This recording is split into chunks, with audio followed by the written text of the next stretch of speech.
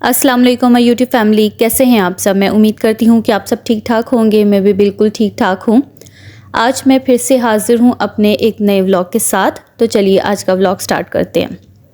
सबसे पहले तो माज़रत, इस दफ़ा जो मेरा व्लॉग है अपलोड होने में काफ़ी ज़्यादा टाइम लग गया। आजकल घर में मैं इतनी ज़्यादा कोई बिज़ी हुई हूँ ना कि मैं आपको बता नहीं सकती हूँ।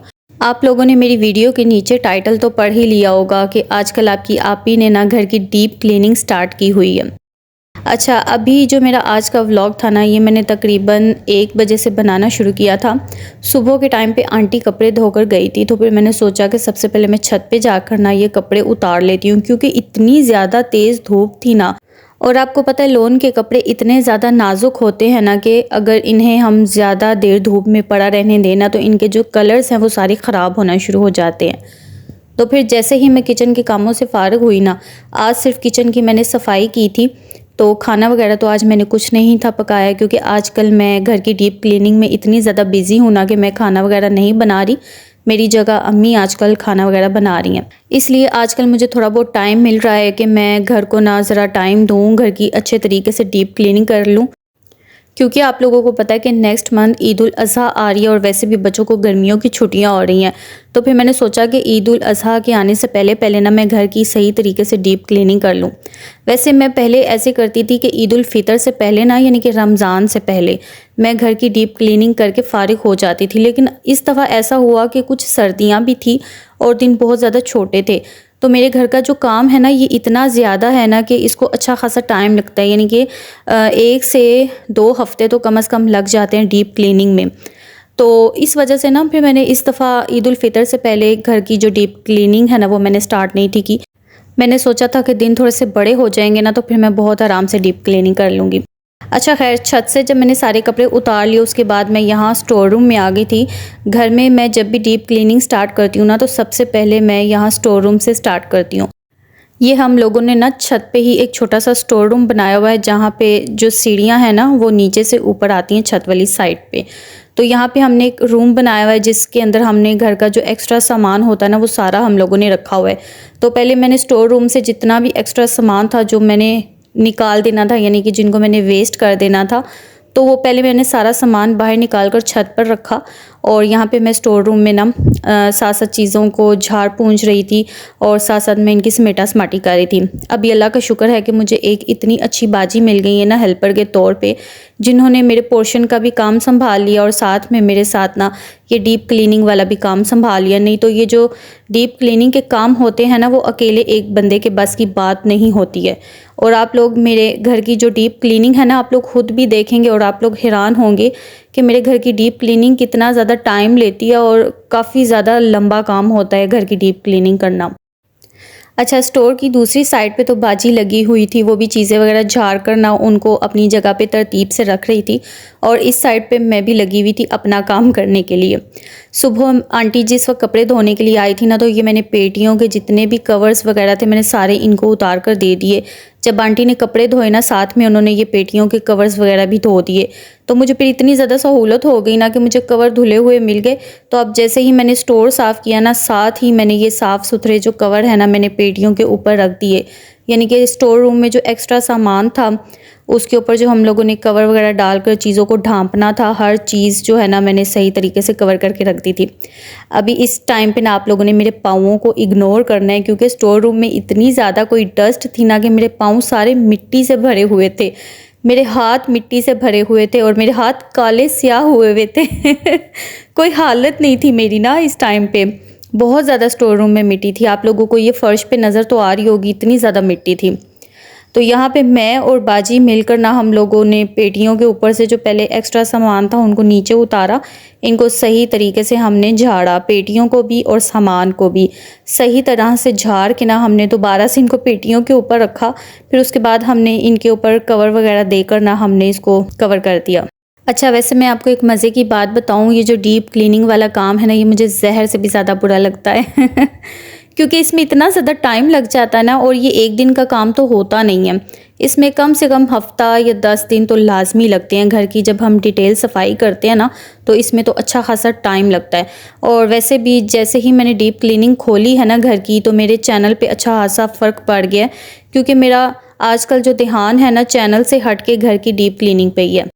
लेकिन फिर भी मेरी बहुत ज़्यादा कोशिश है कि 1 हफ़्ते से 10 दिन के अंदर अंदर ना मैं अपना सारा डीप क्लीनिंग वाला जो काम है ना सारा मुकम्मल करके ख़त्म कर दूं, क्योंकि मुझे घर के साथ साथ ना आप लोगों की भी थोड़ी सी टेंशन होती है। क्योंकि मेरी कुछ बहनें हैं जो मुझे बार बार इंस्टाग्राम पे मैसेज कर रही होती हैं कि आप ही काफ़ी दिन हो गए हैं, आपने व्लॉग नहीं लगाया, क्या वजह है, आप बीमार तो नहीं है, ये तो नहीं है, वो तो नहीं है। लेकिन आप लोगों को मैं क्या बताऊं कि आजकल मैं घर के कामों में बहुत ज़्यादा बिजी हुई हुई हूँ। इसलिए मैंने साथ में ना छोटे छोटे से क्लिप शूट कर लिए थे ताकि मैं आप लोगों के साथ ना अपडेट आप लोगों को देती रहूँ, आप लोगों को बताती रहूँ कि आजकल मैं कहाँ पे बिज़ी हूँ। तो फाइनली यहाँ पे देखिए मेरा स्टोर रूम जो था सारा नीट एंड क्लीन हो चुका था। वैसे स्टोर रूम कभी भी नीट एंड क्लीन लगता तो नहीं है, क्योंकि इसमें से हम जितना भी सामान निकाल लेना, लेकिन ये कभी भी खाली नहीं हो सकता है। अच्छा जी, जब मैं स्टोर रूम साफ़ करके फ़ारिग हुई ना, तो उसके बाद मैंने जाके सबसे पहले शॉवर लिया, क्योंकि गर्मी से मेरा इतना ज़्यादा कोई बुरा हाल हो गया था ना, और मिट्टी से। तो सबसे पहले मैंने जाकर शॉवर लिया, उसके बाद मैं नीचे आई। फिर मैंने आप लोगों के साथ आज एक बहुत मज़े की रेसिपी शेयर करनी थी। तो सबसे पहले मैं आपको बताती चलूँ कि आज मैं क्या बना रही थी। आज मैं बनाने लगी थी बेकरी स्टाइल में बिस्किट्स। इसकी भी मुझे फरमाइश आई हुई थी, मेरी किसी सब्सक्राइबर ने मुझसे फरमाइश की थी, तो मैंने सोचा कि चलो आज मैं आपके साथ ना बेकरी स्टाइल के जो बिस्किट्स हैं ना, मैं इसकी रेसिपी शेयर कर देती हूँ। तो चलिए सबसे पहले हम लोग रेसिपी को देख लेते हैं। अच्छा, यहाँ पे मैंने बिस्किट बनाने के लिए 1 कप मक्खन का यूज़ किया है, और ये जो मक्खन है ना, ये होममेड मक्खन है। आप लोग चाहे तो बाज़ार से बेकरी से जो मक्खन मिलता है ना, आप लोग वो भी यूज़ कर सकते हैं, लेकिन आपने कोशिश करनी है कि आप लोग मक्खन यूज़ करें, मार्जरीन यूज़ ना करें, ठीक है। और अगर आप इसको ग्राम्स में मेजर करेंगे ना, तो ये 150 ग्राम मक्खन है, लेकिन कप्स के हिसाब से अगर आप मेजर करेंगे तो ये 1 कप मक्खन होगा। अच्छा, फिर इसके अंदर हमने ना 3/4 कप के बराबर जो है ना आइसिंग शुगर यूज़ करनी है। लेकिन मैंने यहाँ पे आइसिंग शुगर यूज़ नहीं की। मैंने घर में जो आम रूटीन में हम लोग चीनी यूज़ करते हैं ना, वही चीनी मैंने मिक्सी जार में डालकर मैंने उसको अच्छे से पीस के पाउडर बना लिया है। तो फिर मैंने 3/4 कप जो है ना चीनी को मेजर करके वो मैंने इसके अंदर ऐड कर दिया। मैं पूरी कोशिश करती हूँ कि आप लोगों के साथ वो चीज़ें यूज़ यानी कि शेयर करूँ ना, जो आप लोगों के लिए भी यानी कि घर में से निकालना आसान हो जाए और आपके लिए रेसिपी बनाना आसान हो जाए। खैर, यहाँ पे मैंने पहले चीनी को और मक्खन को अच्छे तरीके से मिक्स कर लिया था। उसके बाद हम लोग जो है ना इसको अच्छे तरीके से बीट करेंगे, और हमने इसको तब तक बीट करना है जब तक चीनी और मक्खन जो है ना एक दूसरे में मिक्स होकर ना बिल्कुल फ्लफ़ी सा एक इसका पेस्ट सा बन जाता है। अच्छा, आपने कोशिश करनी है कि आपने चीनी और मक्खन को पहले स्पैचुला की मदद से अच्छे से मिक्स कर लेना, उसके बाद आपने बीटर चलाना है इसके अंदर। अगर आप डायरेक्ट ही इसके अंदर बीटर चला देंगे ना, तो फिर इसके अंदर जो चीनी का पाउडर है ना वो उड़ना शुरू हो जाएगा, और फिर जिस जगह पे आप काम कर रहे हैं ना, आपके वहाँ पे मैस ही मैस हो जाएगा। तो जब आप इसको स्पैचुला की मदद से अच्छे से मिक्स करेंगे ना, तो उसके बाद जब आप इसको बीट करेंगे तो बहुत आराम से फिर आप उसको बीट कर लेंगे। अच्छा, बीट करने के दौरान ना आपने इसको थोड़ी देर के लिए रोक करना। जिस बाउल में आप इसको बीट कर रहे हैं, बाउल को आपने स्पैचुला की मदद से दोबारा से अच्छे से नीट करना है, यानी कि बटर और चीनी को आपने दोबारा से इसकी बाउल की दीवारों से नीचे उतार लेना है, क्योंकि इसकी साइड पे जो चीनी और बटर लग जाता है ना, वो फिर बीट नहीं हो सकता अच्छे तरीके से। जब आप इसको दोबारा से यानी कि एक साथ मिक्स करेंगे ना, तो उसके बाद जब आप इसको बीट करेंगे तो बहुत अच्छे तरीके से आपकी चीनी और जो बटर है ना वो सही तरह से बीट हो जाएगा। तो यहाँ पे देखें, मक्खन और चीनी मैंने इसको तकरीबन 5 से 10 मिनट के लिए मैंने इसको अच्छे से बीट किया था, तो ये कितना अच्छा सा फ्लफ़ी सा हो गया। फिर इसके बाद ना हमने इसके अंदर 1 टीस्पून भरकर ना वनीला एसेंस का शामिल करना है। वनीला एसेंस से ये होगा कि बिस्किट्स का जो फ्लेवर है ना ये बहुत ज़्यादा मज़े का बनेगा। तो यहाँ पे हमने वनीला एसेंस डाल दिया है। फिर उसके बाद ना हमने इसके अंदर 2 चुटकी के बराबर नमक शामिल करना है। बहुत ज़्यादा नहीं डालेंगे, सिर्फ 1 या 2 चुटकी के बराबर हम लोग इसके अंदर नमक डालेंगे, और 1 चुटकी के बराबर हम लोग इसके अंदर डालेंगे ज़रदा रंग, और 1 अदद हमने इसके अंदर डाल देना है अंडा। अच्छा, अंडा जो है ना ये रूम टेम्परेचर पे होना चाहिए, ये ठंडा आप लोगों ने यूज़ नहीं करना। तो आप जब भी बिस्किट बनाएंगे ना, तो अंडा फ्रिज में से निकाल के पहले इसको बाहर रख दें। जब ये नॉर्मल हो जाएगा तो उसके बाद जो है आप अपनी रेसिपी बनाना शुरू करना। अच्छा, ज़रदा रंग में इसके अंदर इसलिए यूज़ कर रही हूँ क्योंकि मक्खन जो मैंने यूज़ किया है ना ये होममेड है, यानी कि ये बहुत ज़्यादा वाइट है। तो इसकी वजह से ना बिस्किट्स का जो कलर है ना वो अच्छा सा नहीं आएगा। तो इसलिए मैंने इसके अंदर एक चुटकी जो है ना येलो फूड कलर डाल दिया, ताकि जब मैं बिस्किट बनाऊँ ना तो बिस्किट बेक होने के बाद उसका कलर बहुत अच्छा आएगा, उसकी लुक बहुत अच्छी आएगी। तो यहाँ पे हमने ना अंडा, वनीला एसेंस और नमक डालकर ना हमने इसको तकरीबन दोबारा से 5 से 10 मिनट के लिए ना अच्छे से बीट कर लेना है। और वही बात मैं आपको दोबारा से कहूँगी कि आपने एक दफ़ा बीच में बीटर को रोक कर ना इसकी दीवारों के ऊपर से पहले सारे अमेज़े को नीचे उतार लेना है। उसके बाद आपने बीटर चलाना है ताकि ये जो सारी चीज़ें हैं ना ये अच्छे तरीके से बीट हो जाएं। अच्छा, मेरी एक बहुत प्यारी सी सब्सक्राइबर हैं जिन्होंने मुझे बार बार मैसेजेस किए, मेरी हर वीडियो के नीचे कमेंट किए, इंस्टाग्राम पे उन्होंने मैसेजेस किए कि आपने अपनी वीडियो में मेरा नाम ज़रूर लेना है, और वो मेरी सब्सक्राइबर हैं इकरा मुनीर। तो मैं उम्मीद करती हूँ इकरा मुनीर आप अपना नाम मेरे चैनल पे मेरी वीडियो में मेरे मुंह से सुनकर बहुत ज़्यादा खुश हो गई होंगी। तो अब आपने मुझे कमेंट कर ज़रूर बताना कि आपने मेरा व्लॉग देखा है कि नहीं देखा। अच्छा खैर, यहाँ पे देखें हमारा जो बिस्किट का अमेज़ा था ना ये अच्छे तरीके से बीट हो चुका है, और इसको मैंने इतना ज़्यादा बीट किया है कि ये सही तरीके से ना फ्लफ़ी सा हो गया, यानी कि इसका जो एक टेक्सचर है ना बिल्कुल क्रीम जैसे होती है ना ये वैसे हो गया। फिर इसके अंदर ना हमने 1.5 कप के बराबर मैदा शामिल करना है। मैदे को हमने अच्छे तरीके से छानते जाना है और इसकी बैटर के अंदर हमने इसको शामिल करते जाना है। तो ये मैंने बिल्कुल 1.5 कप जो मैदा है ना मैंने मेजर कर इसके अंदर डाला था। आपने मेरे मेजरिंग कप्स तो देखे ही हुए हैं ना, वही वाले जो कप्स हैं ना मैंने मेजर करके मैदे के 1.5 कप मैदा मैंने इसके अंदर शामिल कर दिया। और फिर इस पॉइंट पे ना हमने स्पैचुला यूज़ करना है, हमने बीटर यूज़ नहीं करना। तो हमने इसको ना अच्छे तरीके से मिक्स कर लेना है। तो ये हमारे पास ना बिस्किट्स का जो अमेज़ा है ना ये बनकर बिल्कुल तैयार हो चुका है। अच्छा, इस पॉइंट पे ना आप लोगों ने घबराना नहीं है कि ये बहुत ज़्यादा ढीला है तो इससे हम बिस्किट्स कैसे बनाएंगे।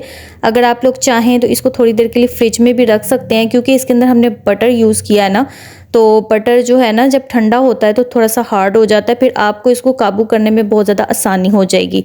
लेकिन मुझे थोड़ी सी ज़्यादा जल्दी थी, मैंने अभी अपनी रेसिपी को कंप्लीट करना था, इसलिए मैंने इसको बगैर रेस्ट दिए ना मैंने इसको बना लिया था। अच्छा, ये जो हमने जितना भी अमेज़ा बनाया ना इसको हमने 2 हिस्सों में डिवाइड करना है। एक हिस्सा जो है ना हम लोग वनीला फ्लेवर में ही रखेंगे और एक हिस्सा जो है ना हम इसको चॉकलेट फ्लेवर देंगे। तो इसके अंदर मैंने तकरीबन ½ टेबल स्पून के बराबर कोको पाउडर शामिल किया था। फिर उसके बाद मैंने इसको अच्छे से मिक्स कर लिया, लेकिन मुझे इसका कलर थोड़ा सा लाइट लग रहा था, और जाहिर सी बात है टेस्ट वाइज भी ना ये थोड़ा सा इसका फ्लेवर भी थोड़ा सा चॉकलेट का लाइट ही होगा। तो इसलिए जो है ना मैंने इसके अंदर थोड़ा सा यानी कि 1 टीस्पून के बराबर ना मैंने इसके अंदर कोको पाउडर और शामिल किया, और मैंने इसको फिर अच्छे तरीके से मिक्स कर लिया। तो ये मेरे पास ना वनीला फ्लेवर में बिस्किट्स का अमेज़ा तैयार है, और साथ में चॉकलेट फ्लेवर में भी ना बिस्किट्स का अमेज़ा तैयार है। अब मैं यहाँ पे आपको ना बिस्किट्स बनाना सिखाती हूँ, यानी कि हम लोग इसको कैसे शेप देंगे वो मैं आपको बताती हूँ। अच्छा, बिस्किट बनाने के लिए ना हमने एक बड़ा सा बेकिंग ट्रे ले लेना है, ताकि एक ट्रे के अंदर ही हम सारे बिस्किट जो है ना रख कर इनको एक साथ बेक कर सकें। यहाँ पे मैं सबसे पहले वनीला फ्लेवर के बिस्किट बनाऊंगी। यहाँ पे मैंने हस्बे ज़रूरत थोड़ा सा अमेज़ा ले लिया और इसको मैंने ना बिस्किट की शेप दे ली है। अच्छा, बिस्किट आपने जो है ना ज़्यादा मोटे भी नहीं रखने और ज़्यादा पतले भी नहीं रखने, क्योंकि ये जब बेक होंगे ना ये थोड़े से फैल जाएंगे, तो उस हिसाब से ना आपने इसको शेप देनी है। तो यहाँ पे ये जो 4 बिस्किट थे ना ये मैंने प्लेन बनाए थे, और उसके बाद यहाँ पे मैं थोड़ा सा फ्लेवर जो है ना थोड़ा सा चेंज करूँगी। तो उसके लिए यहाँ पे मैंने थोड़ा सा वनीला फ्लेवर में अमेज़ा लिया था और थोड़ा सा चॉकलेट फ्लेवर में अमेज़ा लिया था, और इन दोनों को ना मैंने एक साथ इस तरह से मिक्स कर दिया। जैसे कि हम लोग मार्बल केक बनाते हैं, मार्बल केक के अंदर वनीला और चॉकलेट का जो फ्लेवर होता है ना वो मिक्स होता है, सेम इसी तरह से ना हम मार्बल शेप में ना हम ये बिस्किट भी बनाएंगे। इसके अंदर वनीला का और मार्बल का जो है ना फ्लेवर चॉकलेट का जो फ्लेवर है ना ये मिक्स होकर ना बिल्कुल मार्बल केक की तरह ये लुक देगा। आज मैंने बहुत ज़्यादा कोशिश की थी कि जैसे हम लोग बिल्कुल बेकरी से बिस्किट्स लेकर आते हैं ना, सेम टू सेम मैं भी आप लोगों के साथ वैसे के वैसे बनाऊं और आप लोगों के साथ ये रेसिपी शेयर करूं, ताकि आप लोग इसको देखें, इसको एंजॉय करें और आप मजबूर हो जाएं मेरी रेसिपी अपने घर में बनाने के लिए। तो इसलिए मैंने आप लोगों के साथ ना आज ये बहुत मेहनत वाली एक रेसिपी शेयर की थी। अच्छा, अब यहाँ पे ना मैं सिंपल यानी कि चॉकलेट फ्लेवर में बिस्किट बनाऊँगी। हर फ्लेवर में ना मैंने 4-4 बिस्किट बनाए थे, तो ये मेरे टोटल मेरे ख्याल से 16 बिस्किट बन गए थे। उसके बाद यहाँ पे हम लोग बनाएंगे जैम वाले बिस्किट, जिसके अंदर हम लोग जैम लगाते हैं ना, जब हम लोग बेकरी से लेकर आते हैं बिस्किट, उसके अंदर जैम होता है या जेली जो भी होता है, वो हम लोगों ने इसके अंदर लगानी है। तो यहाँ पे मैंने सिंपल सा पेड़ा बना के यानी कि इसको गोल सी शेप दे के और फिंगर की मदद से ना मैंने इसके अंदर थोड़ा सा सुराख सा कर दिया था। इसको इस तरह से थोड़ा सा हम प्रेस करेंगे ना तो ये थोड़ा सा अंदर की तरफ बैठ जाएगा। फिर इसके मिडल में ना ये जो हमने छोटा सा सुराख सा किया, इसके अंदर हमने जैम की फिलिंग कर देनी है। यहाँ पे मैंने स्ट्रॉबेरी फ्लेवर में जो जैम मिलता है ना, वो मैंने पाइपिंग बैग में डाल के उस जैम की मैंने इस बिस्किट के अंदर फिलिंग किया।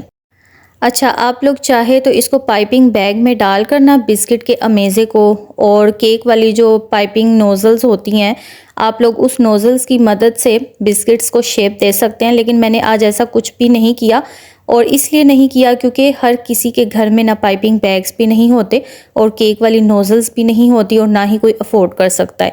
लेकिन हर किसी का दिल चाहता है कि अपने घर में अच्छी से अच्छी चीज़ें बनाए, बेकिंग करे और कुछ नया सीखे। तो इसलिए मैंने अपने हाथों का ही इस्तेमाल किया है, ताकि आप लोग हर चीज़ अपने हाथों से बहुत आसानी से अपने घर में बना सकें। तो खैर, यहाँ पे ये जो हमने चॉकलेट वाले बिस्किट बनाए थे ना, इसके ऊपर मैंने चॉकलेट चिप्स लगा दिए थे, ताकि ये बहुत अच्छी सी ना कुकीज़ की लुक दे सके। और ये जो प्लेन बिस्किट हमने रखे थे, इसके ऊपर हम थोड़ा सा पिस्ता और बादाम लगा देंगे। अच्छा, ये टोटली ऑप्शनल है, अगर आपके घर में ड्राई फ्रूट्स नहीं है ना, तो आप इसको स्किप भी कर सकते हैं। आप इसको प्लेन वनीला फ्लेवर में भी रख सकते हैं, लेकिन मेरे पास थे तो मैंने पिस्ता और बादाम थोड़ा सा इसके ऊपर लगा दिया था, ताकि इसकी ना थोड़ी सी लुक अच्छी सी आ सके। तो यहाँ पे अब बिस्किट हमारे जो है ना ट्रे में बनकर बिल्कुल रेडी हो चुके हैं। तो बेकिंग ओवन को मैंने अच्छे से प्री हीट कर लिया था और इसको मैंने 180 डिग्री पे सेट कर लिया था। उसके बाद मैंने इसको बेकिंग ओवन में रख दिया और इसको बेक होने में ना कम से कम 25 मिनट लग गए थे। 25 मिनट के बाद ना बिस्किट हमारे बनकर बिल्कुल अच्छे से तैयार हो जाएंगे। तो ये आप देख सकते हैं कितने अच्छे से हमारे बेकरी स्टाइल में बिस्किट बनकर तैयार हुए हैं। अच्छा, मैं आपको एक बात बताना चाहूँगी, जिस टाइम पे आप इसको बेकिंग ओवन से बाहर निकालेंगे ना, तो ये बहुत ज़्यादा गर्म होंगे और गर्म होने की वजह से ना ये आपको नरम भी फील होंगे। लेकिन आप लोगों ने घबराना नहीं है, आपने इसको बेकिंग ओवन में से निकाल कर ना आपने इसको पंखे के नीचे रख देना। जैसे जैसे इसको हवा लगती जाएगी ना, तो ये सख्त होते जाएंगे और ख़स्ता होते जाएंगे। तो बिस्किट आपके बिल्कुल परफेक्ट बनकर तैयार हो जाएंगे जब ये सही तरह से ठंडे होंगे। और अगर आपके पास बेकिंग ओवन नहीं है तो आप इसको पतीले में भी बना सकते हैं। आप किसी देगची में जाली स्टैंड रख दें, और आपके घर में ये स्टील के जो बड़े बड़े देगचे होते हैं उसके ढक्कन होते हैं, ढक्कन के ऊपर आप इस तरह से बिस्किट रख कर ना आप इसको आराम से किसी भी पतीले में बेक कर सकते हैं। जैसे मैंने आप लोगों के साथ केक की रेसिपी शेयर की है ना, कि हम कैसे पतीले में केक बेक कर सकते हैं, सेम उसी तरीके से ना आप लोग बिस्किट भी बहुत आराम से उसमें बेक कर सकते हैं। तो यहाँ पे आप मेरे बिस्किट्स की फ़ाइनल लुक चेक करें, कितने अच्छे से बिल्कुल बेकरी स्टाइल में लग रहे हैं। और जैसे मैंने आपको तोड़ कर दिखाया है कि ये कितने ज़्यादा खस्ता हैं, बहुत मज़े के ये बनते हैं और बहुत ज़बरदस्त ये घर में ही बन जाते हैं। आपको बेकरी से लाने की बिल्कुल भी ज़रूरत नहीं पड़ेगी। और ये टेस्ट वाइज भी बहुत ज़्यादा मज़े के हैं। मैंने आपको पूरी रेसिपी डिटेल से बता दी। अब आप लोगों ने अपने घर में बनानी है और मुझे इसका फ़ीडबैक ज़रूर देना है कि कैसे बने और आपको पसंद आए कि नहीं आए। तो बस ये था मेरा आज का व्लॉग। उम्मीद करती हूँ कि आपको मेरा आज का व्लॉग पसंद आया होगा। इतनी मेहनत के साथ मैंने ये व्लॉग शूट किया है ना, और इतनी थकावट के साथ मैंने ये शूट किया है, तो अब लाइक, शेयर और सब्सक्राइब तो ज़रूर बनता है। तो अब आप मुझे इजाज़त दीजिए, फिर से मिलूँगी एक और अच्छी सी वीडियो के साथ। तब तक के लिए अपनी दुआ में याद रखिएगा। अल्लाह हाफिज़।